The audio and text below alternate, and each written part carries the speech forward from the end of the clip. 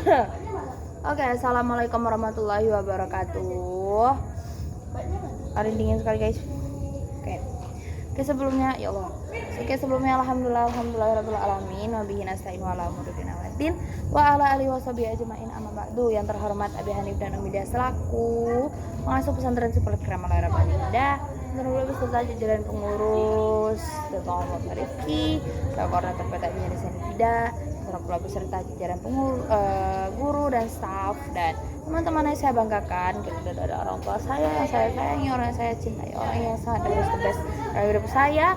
Oke, perkenalkan nama saya Najula Suzati, saya dari kelas 12 CB. Saya akan presentasikan PTM jenis saya mengenai tentang sumber hukum dari muttafaq dan mukhtalaf. Nah, ini agak banyak. Oke, seperti ini.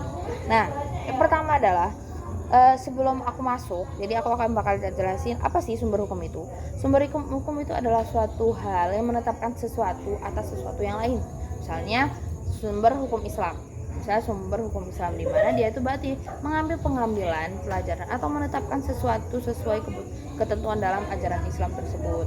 Nah, kemudian klasifikasi dari sumber hukum dari muttafaq dan mukhtalaf. Yang pertama dibagi menjadi 3. Yang pertama ada tinjauan sumber hukum dari segi asalnya, di mana dia terdiri atas nakli dan akli. Kalau mana nakli itu nas dan akli itu adalah ra'yu. Kemudian yang kedua ada segi dari cakupnya, di mana dia itu terdiri atas kulli dan juz'i. Kalau kulli itu dia itu mencakup banyak satuan hukum, tapi kalau misalnya yang juz'i itu hanya sebagian saja. Beda dengan kulli. Kalau kulli itu semuanya, kalau misalnya juz'i itu setengahnya.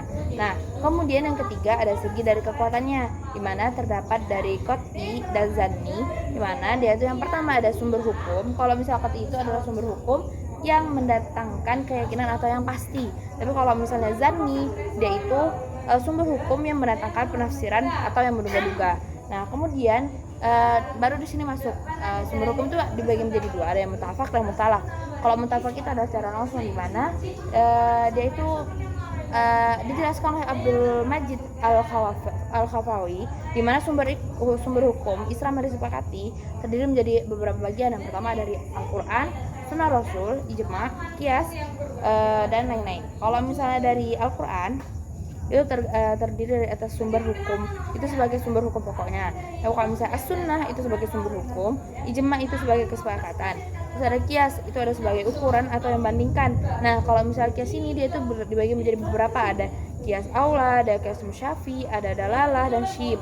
Nah, kemudian yang terakhir ada dari mukhtalaf, sumber hukum mukhtalaf atau sumber hukum mukhtalaf, di mana dia itu menjadikan hukum satu peristiwa yang telah ada sejak semula tetap berlaku. Peristiwa itu tetap berlaku kecuali ada yang menukarnya, seperti itu. Nah, kemudian mukhtalaf ini menjadi 2. Yang pertama ada akli yang dia itu adalah keyakinan umum, dan yang terakhir ada syara, dia itu adalah suatu perbuatan yang tegak. Oke, mungkin sekian dari saya. Kurang lebihnya mohon maaf. Wabillahi taufiq wal hidayah. Wassalamualaikum warahmatullahi wabarakatuh.